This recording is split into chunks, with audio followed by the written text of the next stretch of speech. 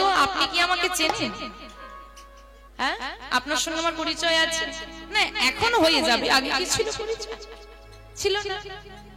তো ধরো কোনদিন রাতে আমি একদিন বিপদে পড়লাম, আপনাকে ফোন করলাম, দিয়ে বললাম আমি অমুক ব্যক্তি, আমাকে একটু সাহায্য করুন। আপনি আমাকে সাহায্য করবেন? আগেই বলবে কোথাকার পাগল ফোন করেছে বিরক্ত করার জন্য, রং নাম্বার, রং নাম্বার। ফোনটা আপনি কেটে দেবেন। দুবার তিনবার চারবার বেশি করলে ফোনটা সুইচ অফ করে দেবেন, তাই তো? যে ঘুমো বাবা, কে কোথা থেকে পাগল ফোন করছে।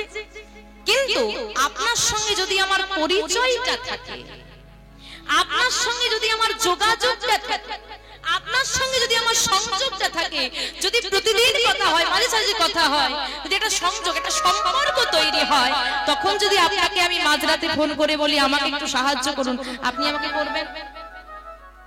তাহলে এটা ভেবে দেখুন, আপনার সঙ্গে আমার সংযোগ না থাকলে যদি আপনি আমাকে সাহায্য করতে না চান, ভগবানের সঙ্গে যদি আপনার সংযোগ তৈরি না হয়, সে আপনাকে সাহায্য করবে কেমন? সারা বছর গোবিন্দের সঙ্গে কোনো সংযোগ নাই, কোনো কথা নাই, একটু সেবা নাই, একটু প্রেম আদান প্রদান নাই, একটু ভালোবাসা নাই।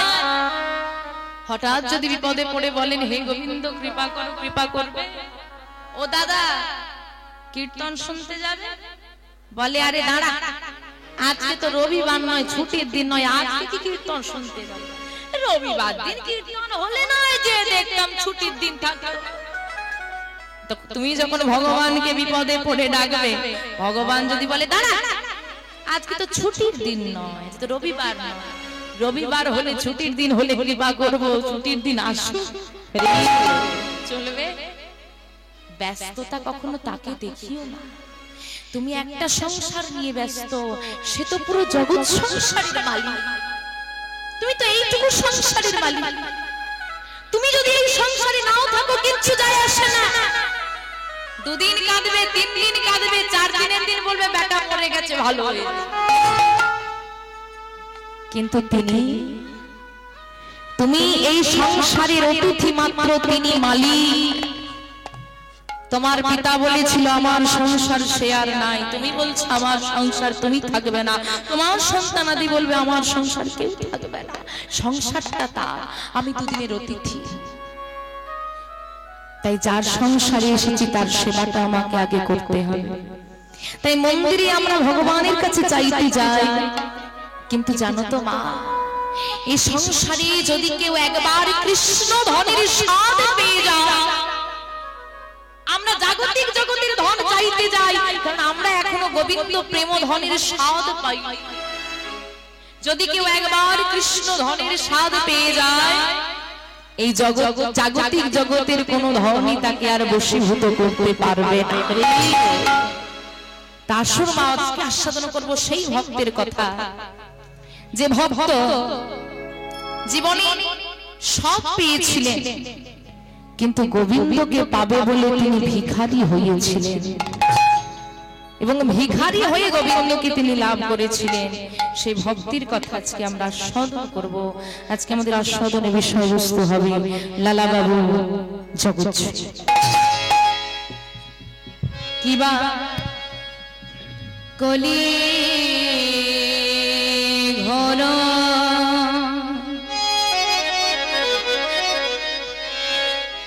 তিহিমিরে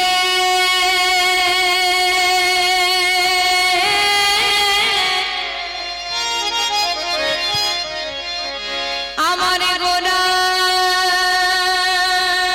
শলো জগ জানে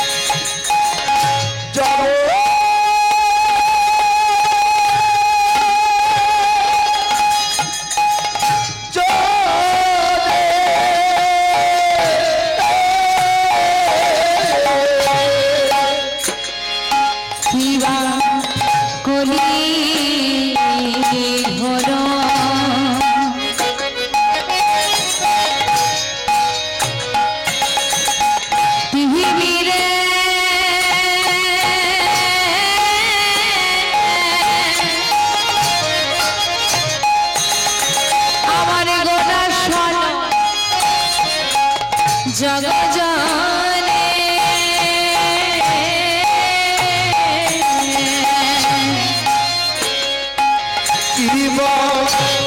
কলি ঘোরে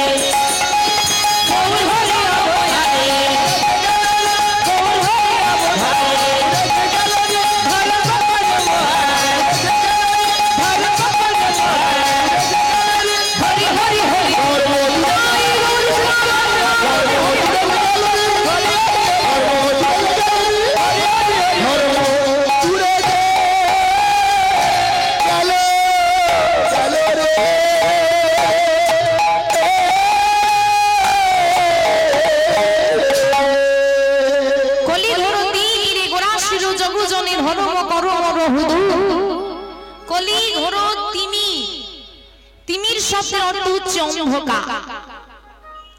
কলি ঘোর তিমির, কলিযুগের যে ঘোর অন্ধকার, যে অন্ধকারে নিমজ্জিত হয়ে ভুলে গেছি আমরা কে আমি, কোথা থেকে আমি এসেছি, কি আমার আসল পরিচয়, কে আমার আপন, কে আমার পর, সেটুকু বিচার বুদ্ধি আমাদের লোপ পেয়েছে। পরকে আপন করিয়া বাঁধিলাম ঘর, প্রকৃত আপনকে করিলাম পর। রাধে রাধে। কিন্তু বর্তমান কথা যদি আপনি বলেন, আমাদের মধ্যে অজ্ঞানতার অন্ধকার আছে, হ্যাঁ আছে,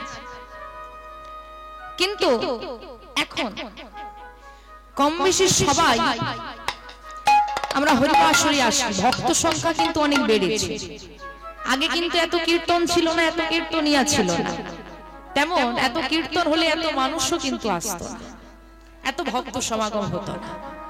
তা হচ্ছে কম বেশি সবাই ভাগবত কথা আস্বাদন করছে, কিন্তু জ্ঞানের চেতনা ফিরছে না। জ্ঞান ফিরছে, জ্ঞানের চেতনাটা ফিরছে।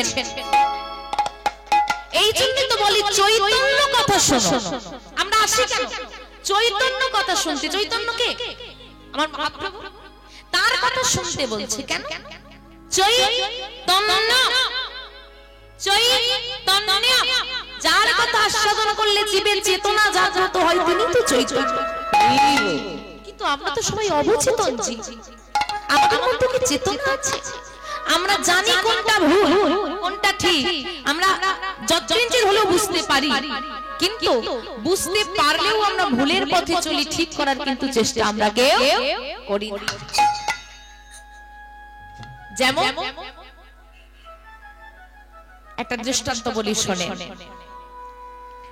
জ্ঞান আছে, জ্ঞানের চেতনাটা নাই। কিরকম? এদিকে মহাভারতের যুদ্ধের প্রসঙ্গ কম বেশি সবার জানা। তো অর্জুন যুদ্ধের পর অর্জুনের রথের সারথি কে ছিল? ভগবান শ্রীকৃষ্ণ। স্বয়ং ভগবান যার রথের সারথি, তার অবস্থাটা একটু দেখুন। অর্জুন বলছে, সখা তা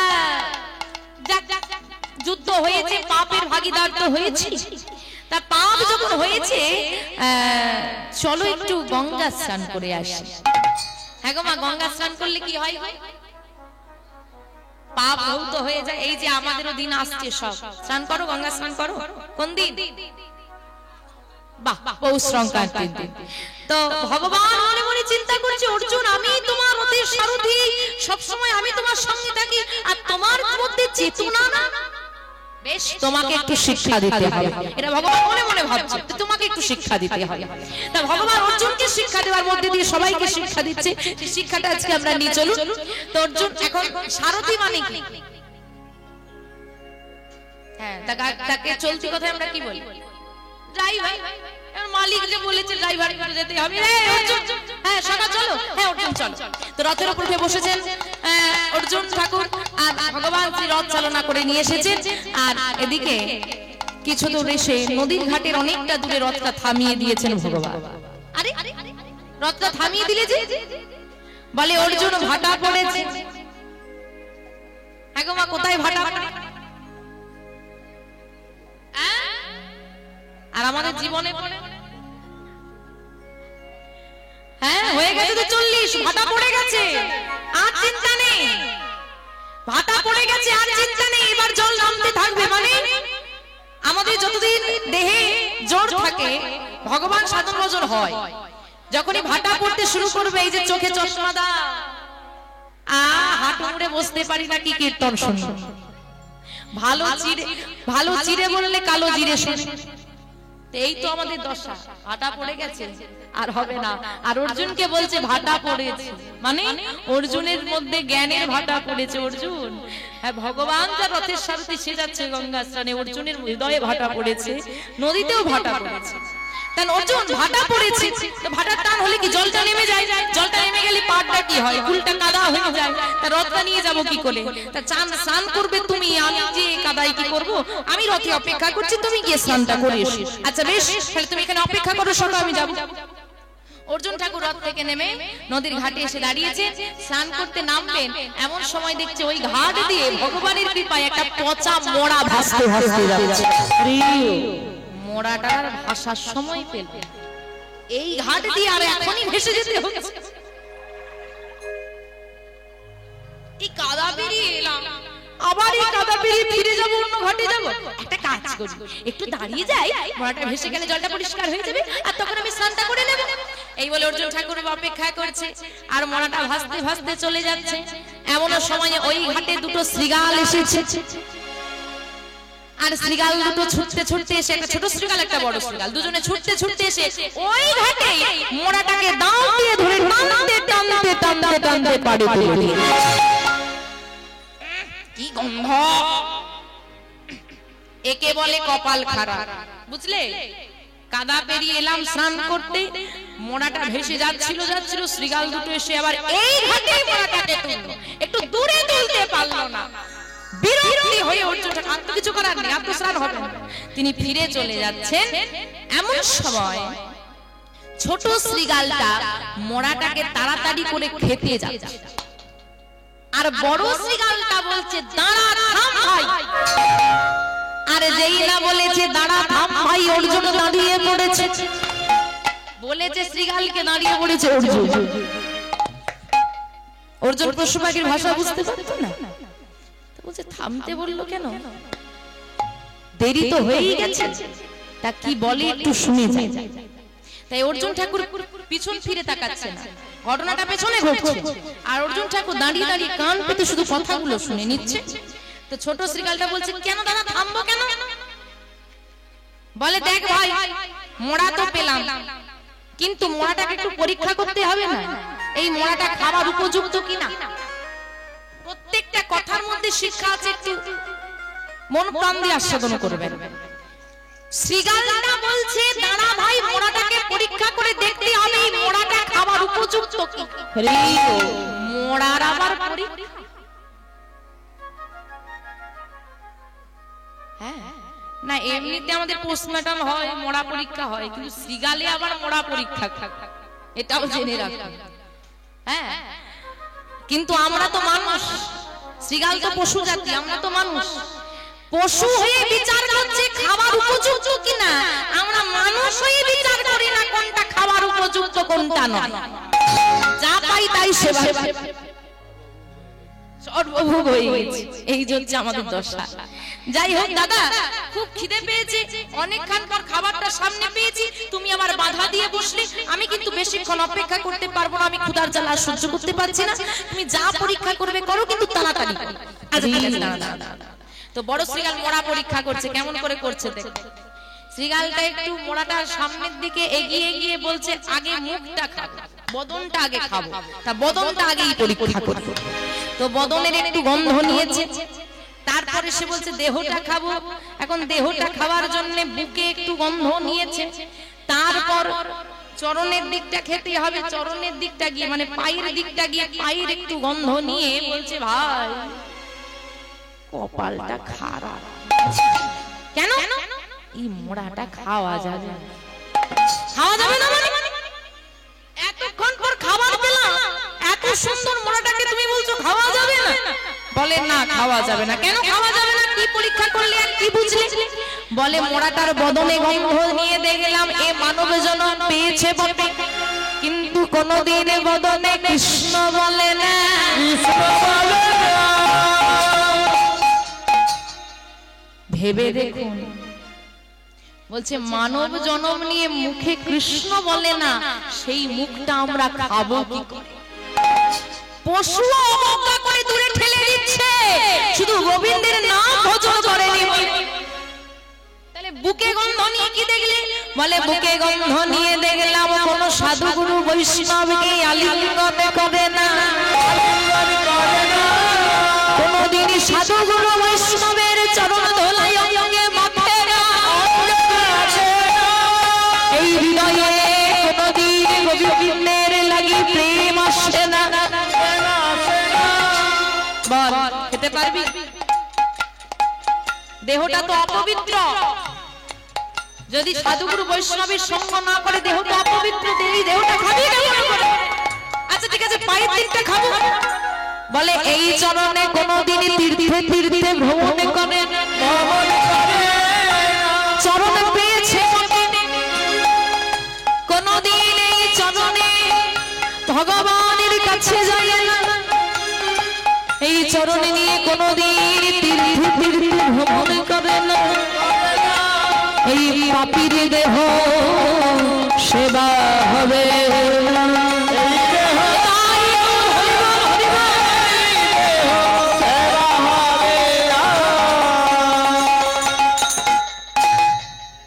হবে না। তাহলে কোন দিকটা ভালো নেই? বলে না, কোন দিকটা ভালো নেই, বাদ দে, বেকার দাঁড়িয়ে থেকে লাভ নেই, খেতে যখন পারবো না দাঁড়িয়ে থেকে লাভ নেই, সময় নষ্ট করে চল। দাদা দুই ভাই চলে যাচ্ছে, এখানেই ঘটলো ঘটনাটা। কি ঘটনা? যখন দুটি শ্রীগাল চলে যাচ্ছে, বড় শ্রীগালটা ওই মোড়াটাকে একটা পদাঘাত করে দিয়েছে, লাঠি মেরে দিয়েছে। আর যেই না মেরেছে, ছোট শ্রীগালটা বলছে, দাঁড়াও দাদা, দাঁড়াও, এটা তুমি কি করলে? বলে কেন পদাঘাত করলো? কেন করলে? এতক্ষণ তুমি আমাকে খেতে দাওনি, মেনে নিয়েছি, তুমি পরীক্ষা করেছো, মেনে নিয়েছি, যা বলেছে মেনে নিয়েছি, পাপী বলেছো ইত্যাদি ইত্যাদি। বলছে দেখ ভাই, আমরা তো পশুকুলে জন্ম নিয়েছি, আর পশুকুলে জন্ম নিয়ে আমরা প্রতিদিন নয়নের বাড়ি পরিশ্রম করি যে হে গোবিন্দ মানব জন্ম দাও, কাঁদি প্রতিদিন। শ্রীগালটা বলছে আমি প্রতিদিন কাঁদি, গোবিন্দের কাছে জানাই যেন আমাকে মানব জন্ম দেয়, যেন সাধন ভোজন করতে পারি। আর এই এমন পাপী মানব জন্ম পেয়ে কোনদিন ভজন সাধন করেনি, তাই এই রকম পাপীকে পদাঘাত করতে আমার কোনো দ্বিধা নেই। বাহ, দাদা তোমার সাহসটা একটু কম। কম? বলে হ্যাঁ। বলে এ তো মোড়া বলে পদাঘাত করলে, এই রকম পাপী যদি জীবন্ত হয় পদাঘাত করতে পারতে? বলে হ্যাঁ, মানুষ হয়ে যদি ভগবানকে চিনতে না পারে সেই পাপী জীবন্ত হলেও আমি তাকে পদাঘাত করব। বলে তাহলে যদি তোমাকে একটা জীবন্ত পাপী এক্ষুনি আমি দেখিয়ে দিই, এইখানে, হ্যাঁ এইখানে জীবন্ত পাপী দেখাবো, কই দেখা দেখি। বলে ওই দেখো দূরে দাঁড়িয়ে দাঁড়িয়ে কান পেতে আমাদের কথা শুনছে। কে কথাটা শুনছে? তুই জানিস ওখানে কে দাঁড়িয়ে আছে? জানি।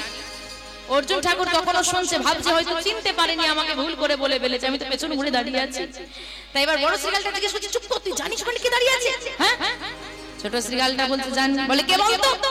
এইবার অর্জুন ঠাকুর কান পেতে শুনছে, কে বলে আমার পরিচয়টা শুন, ভুল হবে হয়তো, ভুল বলবে, হ্যাঁ আমাকে তো চেনে না।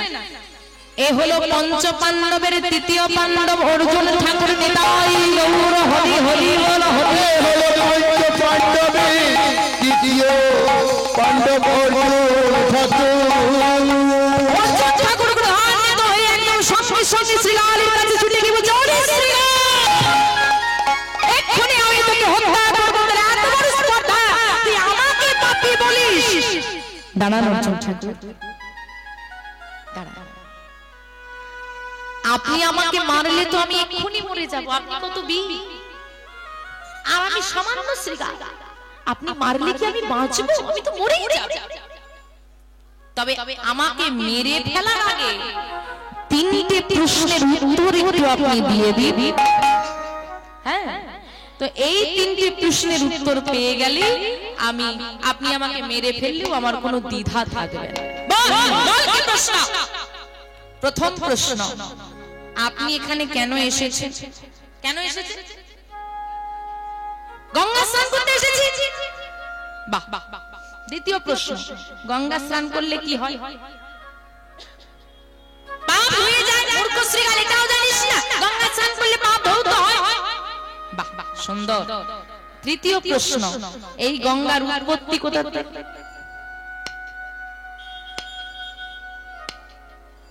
ভগবান শ্রী বিষ্ণুর পাদ পদ্ম হতে।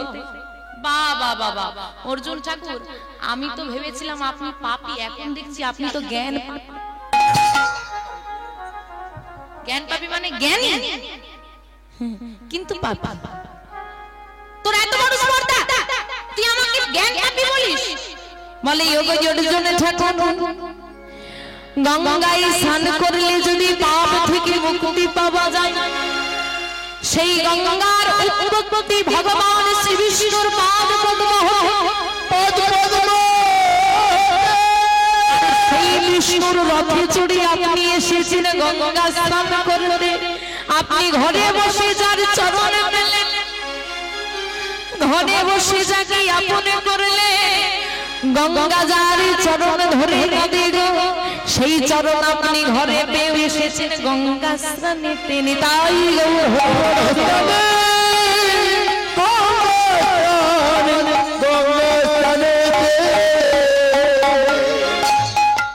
হ্যাঁ গো মা, যার চরণ থেকে গঙ্গার উৎপত্তি, গঙ্গা যার চরণ ধরে কাঁদে, সেই বিষ্ণুর রথে চড়ে আপনি গঙ্গা স্নানে এসেছেন। এই আপনি ভগবানকে চিনলেন। সঙ্গে সঙ্গে অর্জুন ঠাকুর শ্রীগালের চরণ দুটো জড়িয়ে ধরেছে। শ্রীগালের চরণগুলো জড়িয়ে ধরে শ্রীগালকে প্রণাম করে ছুটতে ছুটতে চলে আসছে ভগবানের কাছে। সখা, আমি তোমাকে চিনতে পারিনি, সখা আমি চিনতে পারিনি। অর্জুন ঠাকুরের মধ্যে সব জ্ঞান আছে, তবু সে মোহ মায়া মোহের কাজলটা পড়ে আছে, এই আসল তত্ত্বটা তিনি বুঝতে পারলেন। আমাদের দশা হয়েছে সেই রকম, আমরা সবাই জানি ভজন সাধন করতে হয়, কিন্তু মোহের কাজলটা এমন ভাবে পড়ে আছি, সেই মোহের কালিমার মধ্যে ডুবে আছি যে অভিজ্ঞকে আমরা চিনতে পারি না। তাই তো নিতাই চাঁদের কাছে আমাদের এই করুণা, এই নিবেদন।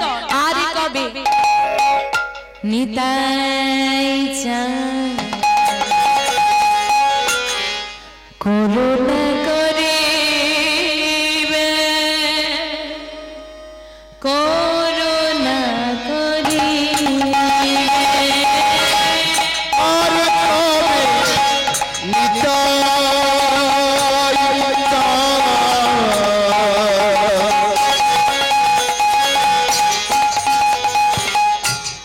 করুণা করিবে করুণা করিবে আর কবিতা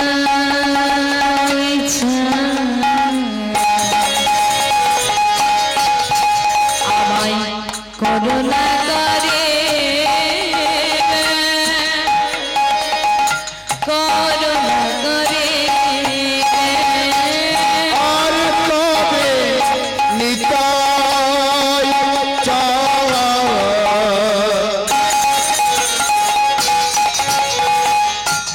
করুণা করিবে করুণা করিবে সংসার বাসনা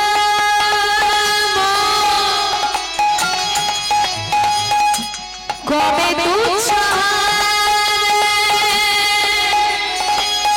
সংসার বাসনা কবে তুচ্ছ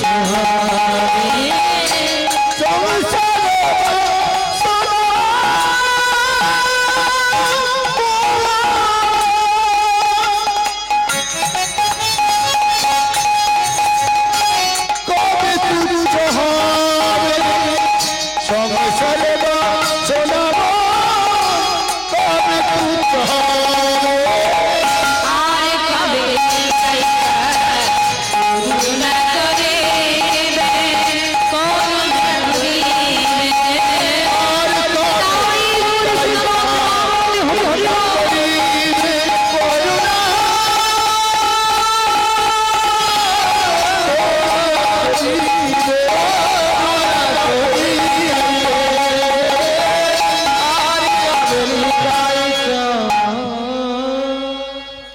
তাই বাবা গোবিন্দর পাদ পদ্ম চরণে এটাই আমাদের নিবেদন, যেন এই মোহের কালিমাটা, এই মায়া মোহের কালিমাটা মুছে গিয়ে আমাদের গোবিন্দ চরণে মতি হয়। কিন্তু কেউ যখন ভজন সাধন করছে না, গোড়া আসিল জগজন, কলিঘর তিমিরে গোড়া আসিল জগজনে, যখন আমরা মায়া মোহে অন্ধকারে নিমজ্জিত হয়ে গেলাম, গৌর হরি এলেন জগজনে, মানে জগজনের মাঝখানে আমাদেরকে উদ্ধার করাবার জন্য। সাধারণ মানুষ জগজনের মাঝখানে ভগবান শ্রীকৃষ্ণ হাতে বাঁশি রেখেছেন, শ্রী রামচন্দ্র হাতে তীর ধনুক রেখেছেন, আমাদের শ্রী নারায়ণের শ্রীহস্তে শঙ্খ চক্র গদা পদ্ম, গৌর হরি দুটো হাত তুলে দিয়ে বলেছে আমি তো ভিখারি, আমার কিছুই নেই। স্বয়ং ভগবান নিজের সর্বস্ব বিলিয়ে দিয়ে ভিখারি বেশ ধারণ করে দাঁড়িয়ে দাঁড়িয়ে সে প্রেম ভিক্ষা করছেন, নামের প্রচার করছেন, অযাচিত ভাবে হাতে ধরে পায়ে ধরে। যদি নিতাই গৌর এমন কষ্ট করে নামের প্রচার না করতো, জায়গায় জায়গায় এই বৃন্দাবনটা আজকে তৈরি হতো না, পারতাম না সবাই মিলে বসে এই নয়নের বাড়ি ফেলে প্রেম আদান প্রদান করতে। তাই বলছে আজ থেকে 535 বছর পূর্বে 1407 শতাব্দে 23শে ফাল্গুন 1486 খ্রিস্টাব্দে দোল পূর্ণিমা তিথিতে সচি মায়ের কোল আলো করে নেমে এলেন গোরাচাঁদ। মহাজন বললেন ধন্য কলিযুগ ধন্য অবতীর্ণ আমার শ্রী চৈতন্য, বলেছি চৈতন্য মহাপ্রভুকে। একটু জোরে হবে কি? এতজন আছে, বলেছি চৈতন্য মহাপ্রভুকে, বলেছি চৈতন্য মহাপ্রভুকে, আমার নিতাই চাঁদকে, নবদ্বীপ ধামকে, আমার গৌর এলো রে।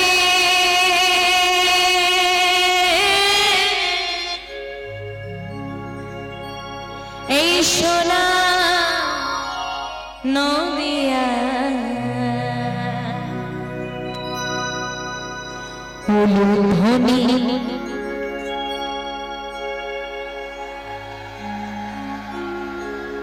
হরি ধনী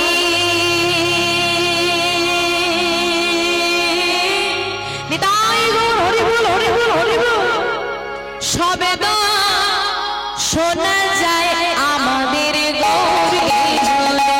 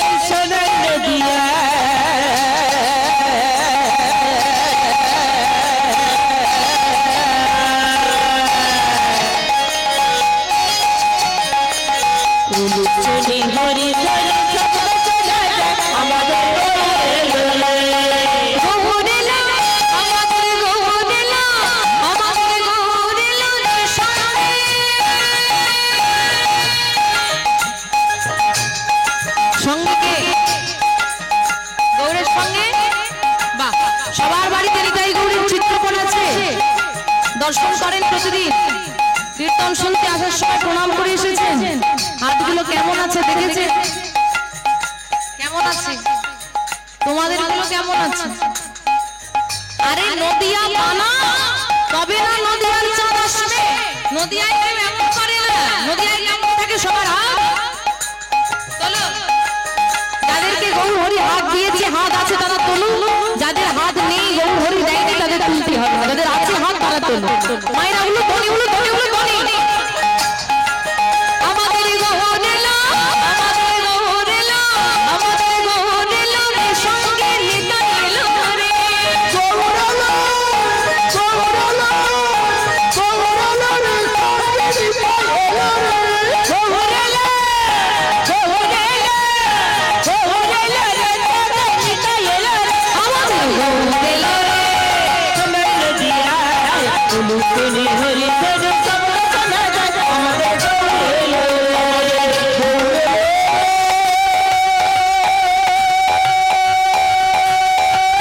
নিতাই গৌর হরি হরি বল হরি বল।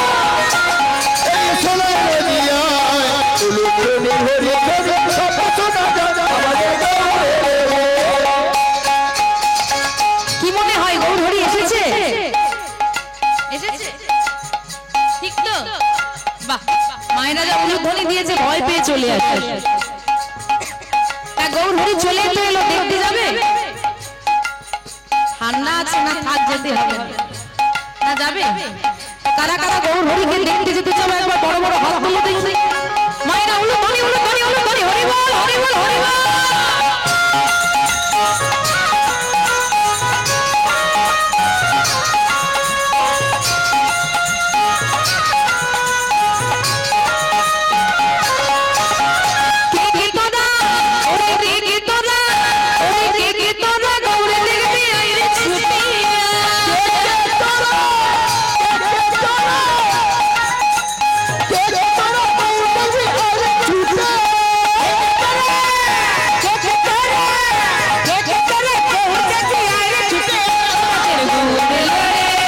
আমরা নদিয়ায় উলুধনি হরি ধনি সব শোনা যায়, আমাদের গৌর এলো রে।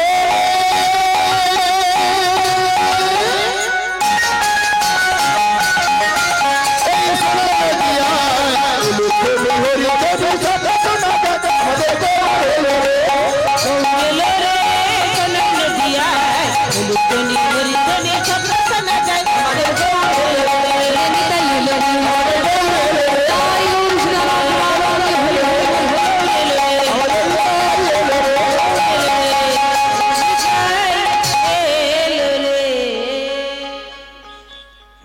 মুর্শিদাবাদ জেলা কান্দি শহর। এই মুর্শিদাবাদ জেলা কান্দি শহরের জমিদার ছিলেন গঙ্গা গোবিন্দ সিংহ। গঙ্গা গোবিন্দ সিংহের একটি ভাই ছিল যার নাম রাধা গোবিন্দ সিংহ। তাহলে জমিদারি দুই ভাগ, জমিদারি দুটো ভাগ হল।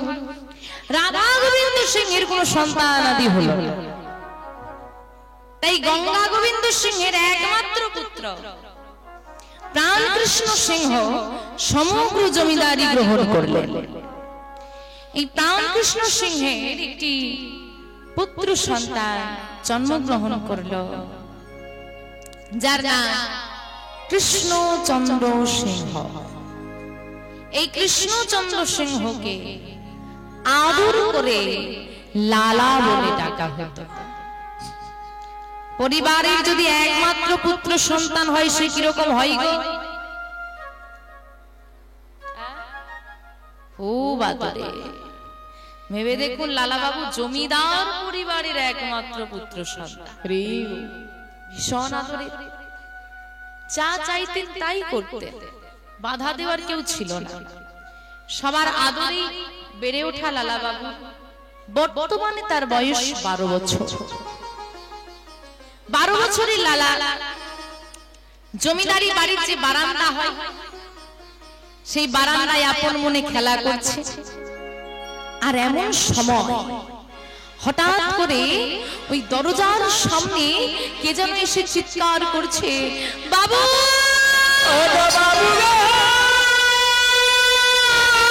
কেউ কি আছো বাবু?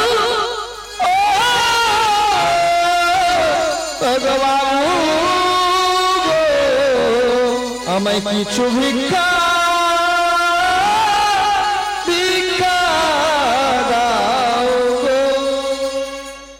সবার আগে লালা বাবু ছুটে এসেছে। কে তুমি? কি চাই তোমার? আমার এখানে তুমি কেন এসেছো? বাবু, আমি একজন কন্যাদায়গ্রস্ত ব্রাহ্মণ, আমায় কিছু সাহায্য করুন। ওমা, কন্যাদায়গ্রস্ত মানে? মেয়ের বিবাহ দিতে হবে, সাহায্য চাইতে এসেছে। ও, তুমি সাহায্য চাইতে এসেছো? দাঁড়াও, আমি এক্ষুনি তোমাকে সাহায্য দেব। প্রহরী, ও প্রহরী! বলুন ছোট বাবু। যাও, এই ব্রাহ্মণকে তুমি এখনই 1000 টাকা দান করে দাও। কত দিতে বললো? আপনাদের দরজায় ভিখারি আসে, ভিক্ষা দেন তো? চরণ ধরে বলে যায়, কোন বৈষ্ণব, কোন ভিখারি যেন আপনার দরজায় এসে ফিরে না যায়। আপনার যতটুকু সামর্থ্য আপনি তা দান করবেন, কিন্তু ফিরিয়ে দেবেন না। বলা তো যায় না ভগবান কখন কার বেশ ধারণ করে দরজায় এসে দাঁড়ায়। যদি কোনো ভিখারি, কোনো বৈষ্ণব আপনার দরজা হতে বিমুখ হয়ে কষ্ট নিয়ে ফিরে যায়, আপনার সংসারের সৌভাগ্য সে সঙ্গে করে নিয়ে চলে যায়। কিন্তু বাবা, এখন যদি আমি বলি দরজায় যতজন আসবে সবাইকে 1000 টাকা করে দেবে, এক্ষুনি বলবে কীর্তনিয়ার মাথা খারাপ আছে। সবার সামর্থ্য আছে, দিতে পারবে না। যাই হোক, আজকে লালা বাবু এটা 12 বছরের ছিল। আজ থেকে 250 বছর আগে, আজকের ঘটনা নয়, 1000 টাকা দান করছে। তার মানে ভেবে দেখতে হবে তার আর্থিক অবস্থা কিরকম। 2024 সালে দাঁড়িয়ে আমাদের সবার সামর্থ্য নাই 1000 টাকা করে দান করা, কাউকে দান করি না আমরা। তাহলে আজ থেকে 250 বছর আগে তিনি 1000 টাকা দান করছেন, তার মানে তার আর্থিক অবস্থা কিরকম। আজ থেকে 250 বছর আগে লালা বাবুর পারিবারিক আয় ছিল বছরে 52,36,000 টাকা, যেটা বর্তমানে প্রায় পরিবারের না, অধিকাংশ পরিবারের। তাহলে 1000 টাকা দান করেছে, কোনো ব্যাপার না। এদিকে প্রহরী চিন্তা করলো যে ছোট বাবুর নির্দেশ পেয়েছে, কিন্তু যিনি বর্তমান মালিক তার তো এখনো আদেশটা আমি পাইনি, তার থেকে আগে অনুমতি নিতে হবে। তাই তিনি কি করলেন, লালা বাবুর পিতার কাছে এসে দাঁড়ালেন, বাবু আসবো? আয়। দরজায় একজন কন্যাদায়গ্রস্ত ব্রাহ্মণ এসেছে, তাকে ছোট বাবু 1000 টাকা দিতে বলল। কি 1000 টাকা? রোজগার তো করে না, অর্থের মূল্য বুঝবে কি করে? যা, এখন জমিদার বাড়ির ছেলে কথা দিয়েছে, না দিলেও একটা সম্মানের ব্যাপার আছে, তা তুই গিয়ে 1000 টাকা দান করে দে। যা, আসো। সঙ্গে লালাকে এটাও বলে দিবি, যতদিন না রোজগার করতে পারছে যেন তার দেওয়ার বাসনা না জাগে, কারণ রোজগার না করলে অর্থের মূল্য সে বুঝবে না। যা গিয়ে বলে দে। এদিকে 1000 টাকা নিয়ে এসে যেই না ব্রাহ্মণকে দান করা হয়েছে, ব্রাহ্মণ খুশি হয়ে লালা বাবুর মস্তকে হাত দুটো রেখে বলছে, বাবা বাবা বাবা, তোমার কৃষ্ণ ভক্তি হোক, তোমার কৃষ্ণ কৃপা হোক, তোমার কৃষ্ণ প্রেম হোক, বাবা তোমার কৃষ্ণ প্রেম হোক। লালা বাবুকে আশীর্বাদ করে ব্রাহ্মণ চলে গেল। এদিকে প্রহরী করজোড়ে দাঁড়িয়ে বলছে, ছোট বাবু একটা কথা বলবো। বলো। তুমি কষ্ট পাবে না তো? না না, আমি কষ্ট পাবো না। বলো না।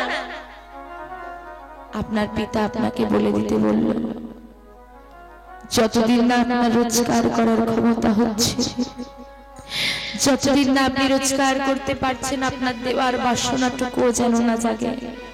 আপনি তো রোজগার করেন না, অর্থের মূল্য আপনি বুঝবেন না। কি?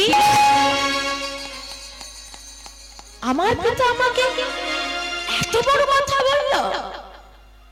যার এত বড় জমিদারি, এত অর্থের মালিক, তিনি দান করতে পারেন না, অর্থ সৎকর্মে লাগাতে পারেন না। যিনি উপার্জন করেন কিন্তু সেই অর্থ সৎকর্মে লাগাতে পারেন না, সেই অর্থ বৃথা, এটা অহংকারের অর্থ। আর যে পিতা নিজের পুত্রকে এত অহংকার দেখায়, তাকে আমি পিতা বলে মানি না। তিনি তো জমিদার, তার মনে একটু দয়া মায়া নেই? হরি বল, হরি বল। মা, রোজগার তো কম বেশি সবাই করে, বলে করে না? কিন্তু সেই অর্থ কোথায় লাগাতে হবে, কোনটা সৎকর্ম কোনটা অসৎকর্ম, সেটা কজন জানে? এই যে আজকে যে এখানে যে হরিবাসরটা হচ্ছে, সবার সাহায্য নিয়ে তো হচ্ছে। তা আপনি বলেন তো, এখানে যে হরিনাম হচ্ছে, এটা কি অর্থ ছাড়া হতো? আরে বাবা, আমি তো আসতাম, বাকি কথা বাদ দাও। কারোর দিকে এক আঙুল তুললে বাকি আঙুল নিজের দিকে। তো আগে আমি নিজের দোষটা স্বীকার করিনি। হ্যাঁ, আগে বাবাদের সঙ্গে কথা হয়ে গেছে, তারপরে পরিষ্কার কিছুই হতো না। এত সুন্দর সাজানো, এত প্যান্ডেল, এত ভক্তদের বসার জায়গা, কিছুই হতো না। তাই এখন মূল কথা হলো, অর্থ পরমার্থের মূল, আবার অর্থই অনর্থের মূল। যার দৃষ্টান্ত আজকে লালা বাবুর পিতা, হ্যাঁ, আবার আজকে আমাদের হরিবাস। বাবারা কত কষ্ট করে দাঁড়িয়ে দাঁড়িয়ে ঘুরে ঘুরে ভিক্ষা করে এনে এনে কত কষ্ট করে আজকে হরিবাস করেছে। আমি সত্যি এত সুন্দর হরিবাস, আমি জানি না গত বছরে কি ঘটনা ঘটেছে। বাবারা আমাকে বারবার বলছেন, আগের বছর থেকে তোমার সঙ্গে আমি কন্ট্যাক্ট রেখেছি, আসতে পারিনি। আমার হয়তো দুর্ভাগ্য, আপনাদের কাছে আসতে আমার দেরি হয়ে গেল। তাই আমি কমিটির প্রত্যেকটা বাবাদের চরণে, মায়েদের চরণে জানাই কোটি কোটি দণ্ডবত প্রণাম এবং আমার কৃতজ্ঞতা, অসংখ্য ধন্যবাদ যে এত সুন্দর হরিবাস আমাকে নিয়ে এসে দাঁড় করানোর জন্য। এবং আপনাদের চরণেও আমার নিবেদন রেখে যাই, এই কমিটির বাবাদেরকে আপনারা সাহায্যের হাত বাড়িয়ে দিন, আশীর্বাদ করুন, পাশে এসে দাঁড়ান, যেন এই বৃন্দাবন প্রতি বছর সুন্দরভাবে এখানে বৃন্দাবন তৈরি হয়, আরো ভক্তরা আসে, আরো বড় বড় কীর্তনিয়াদের নিয়ে এসে আপনাদের কাছে গৌর গোবিন্দের কথা বর্ণনা করার সুযোগ ওনারা করে দিতে পারেন। তাই ওনাদের মঙ্গল করতে সবাই একবার আমার সঙ্গে বলবেন, শ্রী গুরু নিতাই গৌর সদানন্দ প্রেমানন্দ হরি হরি। বাবা, এই অর্থই হলো পরমার্থের মূল, আবার এই অর্থই হলো কিসের মূল বললাম? অনর্থের মূল। কি রকম বিষয়টা একটু আরো পরিষ্কার করে বলি। ধরুন আপনি কোনো ব্যবসা করেন, তো ব্যবসায় আজকে আপনার 2000 টাকা হিসেবের বাইরে গিয়েও বেশি রোজগার হয়ে গেছে, মনে খুব আনন্দ, লাভ হয়েছে। তা মনে আনন্দ, কি করব অর্থটা নিয়ে? না যাই, যার কৃপায় আমার লাভটা হলো তাকে একটু দিয়ে যাই, মানে একটু মন্দিরে দান করে যাই। ঠিক আছে, আচ্ছা মন্দিরে দান করবেন না, বাড়িতে গোপাল আছে তার জন্য একটু মিষ্টান্ন, একটা নতুন পোশাক কিনে নিয়ে যাই, একটা শ্রীমদ ভাগবত গীতা কিনে নিয়ে বাড়িতে যাই, কোথাও সাধু সেবা চলছে, বৈষ্ণব সেবা চলছে, সেখানে দান করি, সেখানে কিছু দান করি, যাতে সাধু সেবা হয়, বৈষ্ণব সেবায় সেখানে কিছুটা দান করি। এগুলি হচ্ছে পরমার্থ সাধন, এগুলি সৎকর্ম। কিন্তু বর্তমানে যেটা বেশি হয় সেটা এটা কম হয়। আজকে 2000 টাকা বেশি রোজগার হয়েছে, মনে খুব আনন্দ, কি করব ফোনটা লাগিয়ে দিল, ভাই একটা নিয়ে চলে আয়, আজকে পার্টিটা আমার দিক থেকে। নিতাই গৌর হরি হরি। এটাই বেশি হচ্ছে, এটাই হচ্ছে আপনার অনর্থ সাধন।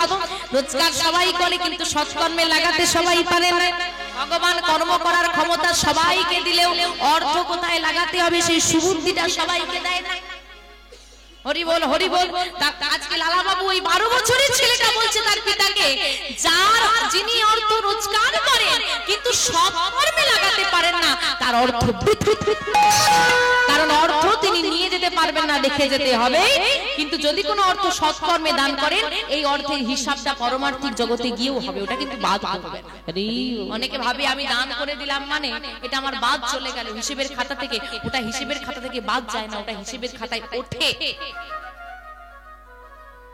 যেমন আপনি ব্যাংকে ওই যে সুদে সব ফিক্সড করে রাখে না, দ্বিগুণ হয়ে যাবে, এই হয়ে যাবে, সেই হয়ে যাবে, সব দেখে দিচ্ছে, আর এই দিয়ে দিন একদম ডবল, আর অতি লোভে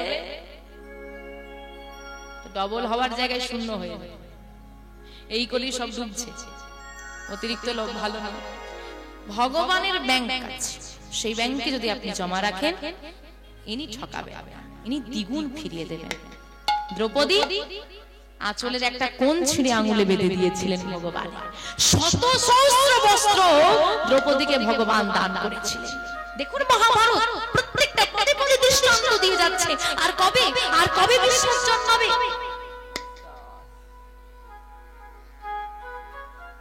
তাই ভগবানের কাছে যখন সৎকর্মে কোনো কিছু দান করবেন, সেটা দ্বিধা নিয়ে নয়, সেটা মন থেকে করবেন, কারণ ওটা আপনার বৃথা যাবে না বা বিফলে যাবে না, ওটা কিন্তু আপনার তোলা থাকবে, ওটা ফিরবেই, ওটা দ্বিগুণ হয়ে ফিরবে। আপনি কাউকে কষ্ট দিলেও যেমন সেটা ফিরবে, আপনি কাউকে সাহায্য করলেও সেটা ফিরবে, শুধু সময়ের অপেক্ষা। আজ বলে দাও না পিতাকে, যে নিজের পুত্রকে অর্থের অহংকার দেখায়, তাকে আমি পিতা বলে মানি না।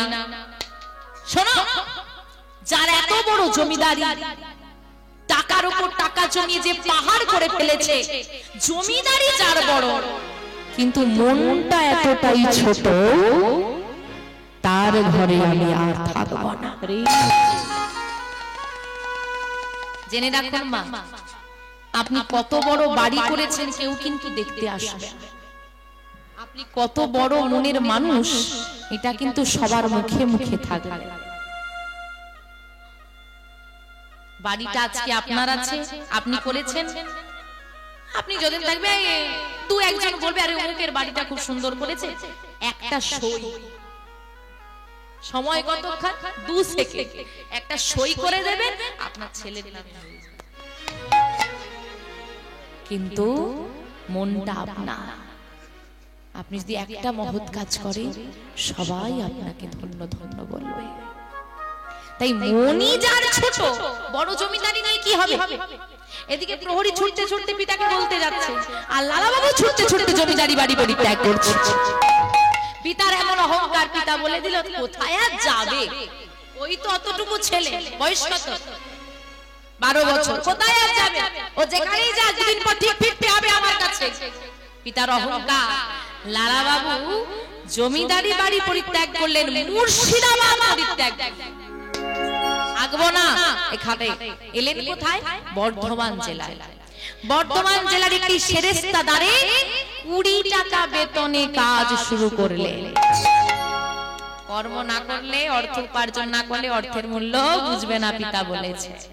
তাই 20 টাকা বেতনের কাজ শুরু করলেন, এত কষ্টের জীবন, তবুও পিতার জমিদারিতে তিনি ফিরলেন না। পিতার ধারণা ভাঙলো, বছর গড়িয়ে গেল। এইবার পুত্র শোক, পুত্রকে ফিরিয়ে দাও। খোঁজ চলল বহুদিন, খোঁজ পাওয়া গেল, কিন্তু লালা বাবুকে ফিরিয়ে আনতে গেলেও লালা বাবু ফিরলেন না।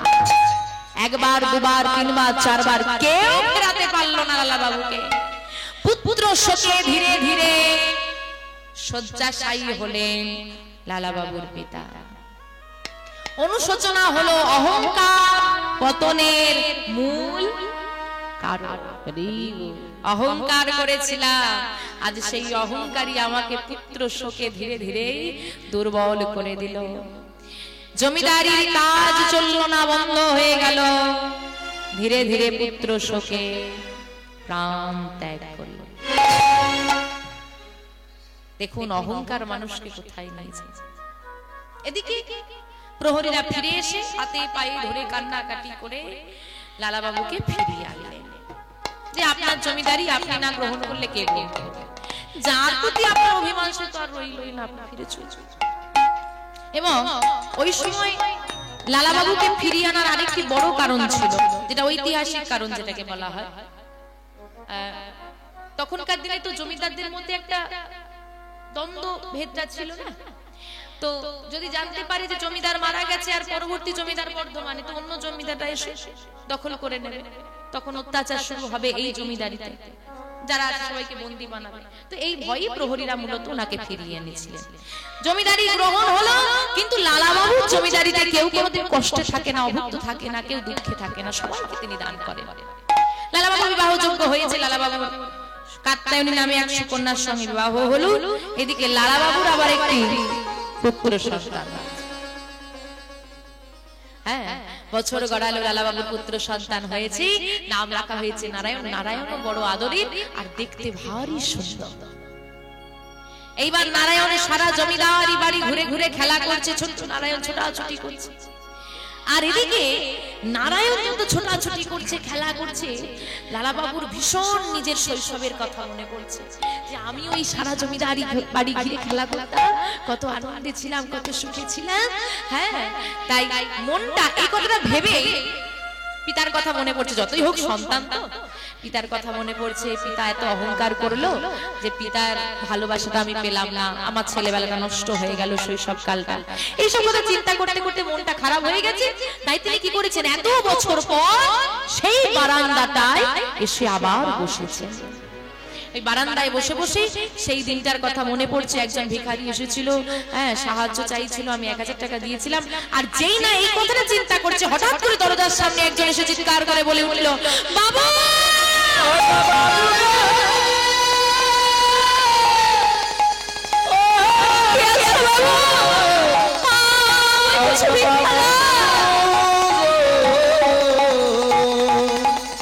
বাবু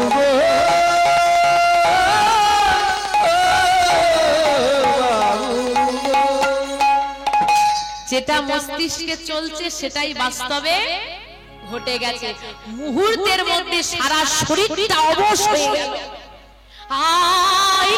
সেই স্বর, হ্যাঁ, এই তো সেই চিন্তা, আমি তো এই চিন্তার সরে বাইরে গিয়েছিলাম, এই তো সেই বারান্দা, এই তো সেইটা আমার জীবনে কি অভিশাপ আবার ফিরে এলো। ছোট্ট ছোট্ট দরজার সামনে এসে দাঁড়িয়ে বলে উঠলেন, কে তুমি? তুমি কে? আমার দরজায় কেন এসেছো তুমি? বাবু, আমি আমি বাবু গো,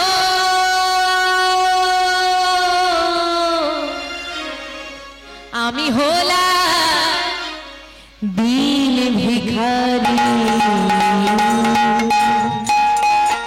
বাবু গো,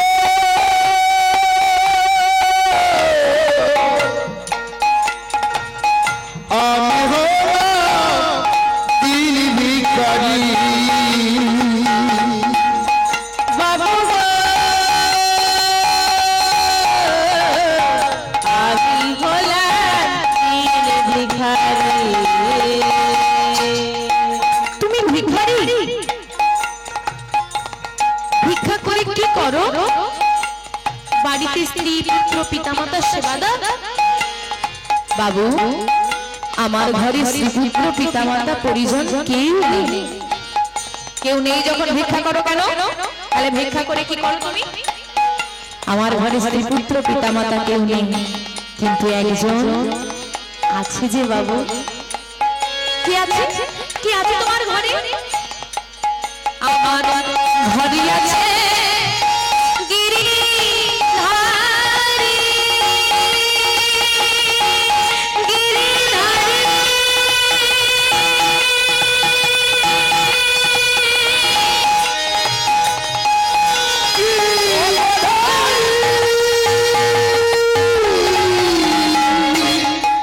আমার ঘরে আছে গিরিধারী।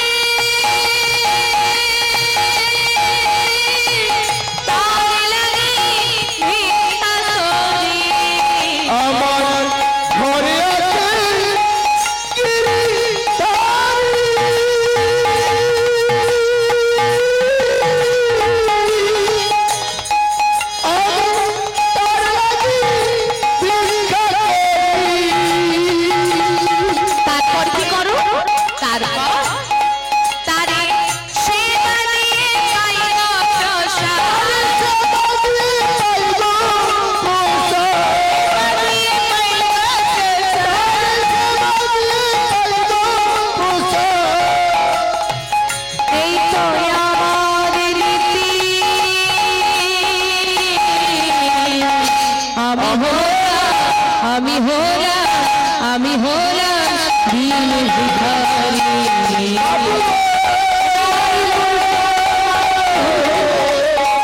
আমি হলাম দিন ভিখারি।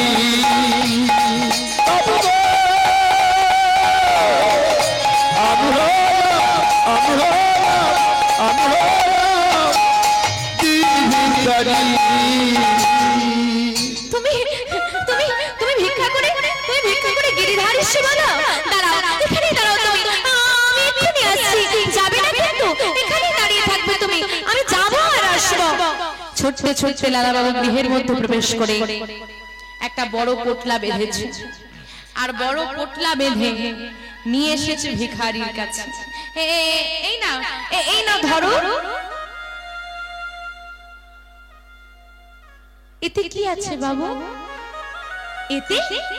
এতে অনেক সোনা দানা মণি মোহর, অনেক মুক্তা, অনেক সম্পদ, অনেক অর্থ আছে। না ধরো বাবু। আপনার কাছে তো আমি এক মুষ্টি ভিক্ষা চাইলাম, সোনা দানা ধন ঐশ্বর্য নিয়ে আমার কি হবে? মাগো, এরা হচ্ছে ভিখারি গো, ভিখারি। এখন অনেক ভিখারি বেরিয়েছে, যাদেরকে 10 টাকা দিলে কি বলে 20 টাকা নেই, বেশি পাওয়া যাবে না।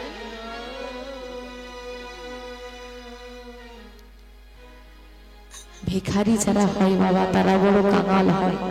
তাদের যতটুকু প্রয়োজন তারা ততটুকুই গ্রহণ করে। আমি এক মুষ্টি ভিক্ষা চাই, এক মুষ্টি মানে একটা মুঠোই যতটুকু ধরবে। আপনার বড় বাড়ি বলি আপনি বেশি দেবেন, এটা আপনার ধর্ম হতে পারে, কিন্তু আমার বেশি প্রয়োজন নেই, আমি নেব না, এটা আমার কর্ম।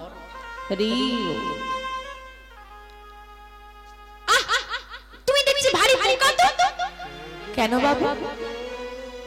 তুমি জানো এই সম্পদ নিলে তোমার কি হবে? কি হবে?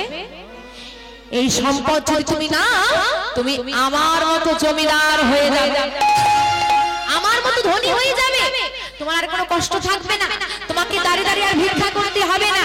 জানো তুমি কত বড় তোমার বাড়ি হবে, কত বড় মন্দির হবে, ভালো করে গিরিধারীর সেবা দিতে পারবে। না ধরো বলছি। কিন্তু বাবু আমার কিন্তু ধরো বলছি।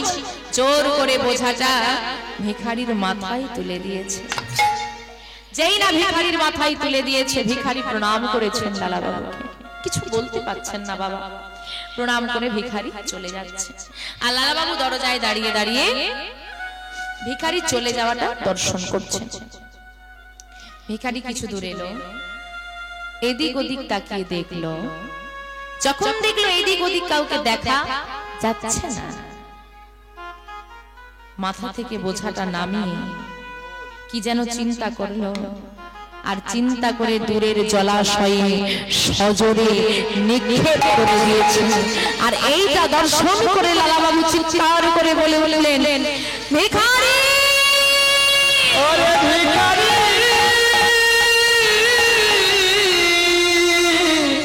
ওরে ভিখারি, এ তুই কি করলি রে ভিখারি?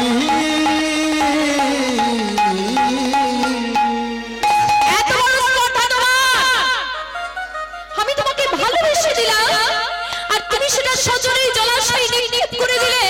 তুমি জানো ওই পোটলার মধ্যে যে অর্থ ছিল, যে সম্পদ ছিল, তা উপার্জন করতে হলে কত কষ্ট করতে হয়, কত পরিশ্রম করতে হয়, তার বিন্দু মাত্র ধারণা তোমার